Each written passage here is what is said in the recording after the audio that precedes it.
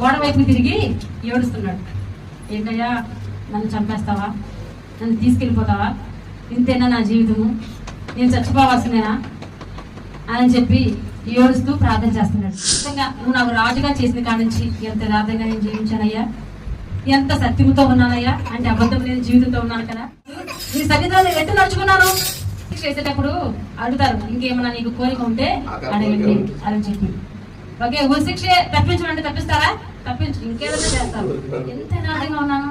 యథార్థంగా అంటే వాళ్ళ తండ్రి ఏమి భక్తిపరుడు కాదు, వాళ్ళ తండ్రి ఏమి రాజుగా ఉన్నాను, ఆ వంశం నుండి వచ్చాను, చాలా దుర్మార్గుడు, దుష్టుడు. కానీ నా తండ్రి లాగా నేను ఉండలేదుగా, భక్తిహీనంగా నేను ఉండలేదుగా, నేను అంత అసత్యంలోనికి అన్యాయంగా నేను ప్రజల ఎదుట ప్రవర్తించలేదుగా. నేను యథార్థంగా ఉన్నాను కదా. ఈ యథార్థానికి ఇదా ప్రతిఫలము. మందిరంలో నేను ఎలా ఆరాధించాను నువ్వు చూడలేదా? నేను రాజైన మొట్టమొదటి 25 సంవత్సరాలప్పుడు నేను రాజైన మొట్టమొదటి సంవత్సరంలో మొట్టమొదటి నెలలో మొట్టమొదటి రోజున నీ మందిరాన్ని ఓపెన్ చేయించాను. మూసివేయబడిన మందిర తలుపులు ఓపెన్ చేయించి, కడిగి క్లీన్ చేయించి, డెకరేషన్ చేయించి, మందిర ఆవరణలకు వెళ్ళందని చెప్పి ఆహ్వానము పంపించాను. నేను ఎంత పరిచయం చేశాను నీ మందిరంలో, ఎంత పని చేశాను నేను. ఇలాంటి నన్ను నువ్వు మర్చిపోతావా?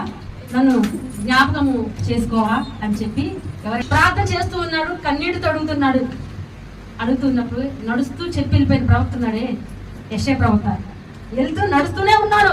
ఇంకా ఎలా రాజు కోట దిగుతూ వెళ్తుండగానే దేవుడు మళ్ళీ ఆ ప్రవక్తతో మాట్లాడు.